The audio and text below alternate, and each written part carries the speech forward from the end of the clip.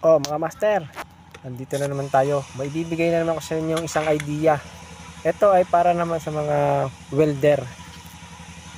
Titingnan natin kung gaano kataas ang kinakaing wattage ng isang welding machine. Gamit natin ang isang watt meter. Ito, isaksak na natin ang welding machine natin mga master. At iseset natin sa 250 ampere. Yan ang sagad ng ating welding machine na ipapantesting. 250 ampere. Ayan mga master, na-set na natin. At ito ang kanyang consume. Naka-plug in pa lang siya, kumukonsume na siya ng 21 watts. 21 watts, ayan mga master.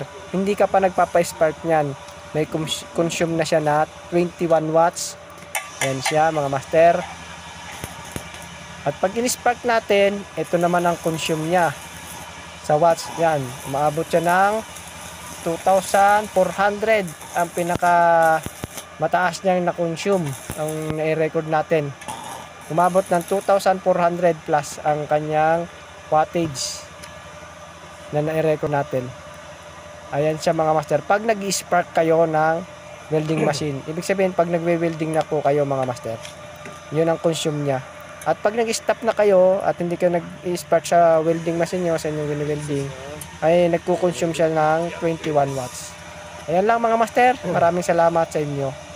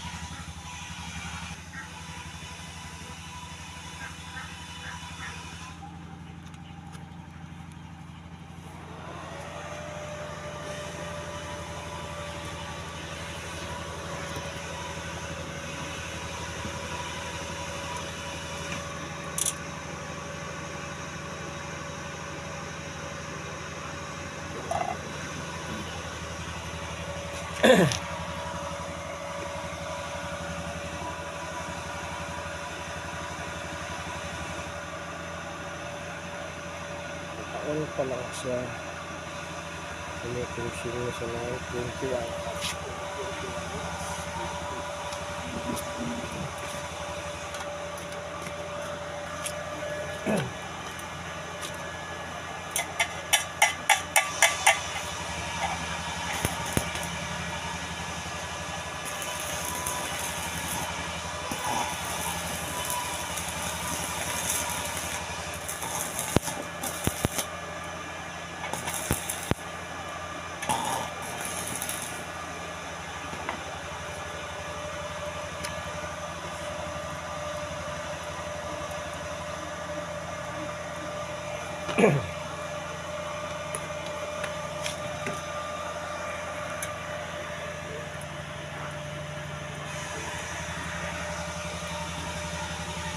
Success na 250 amperes.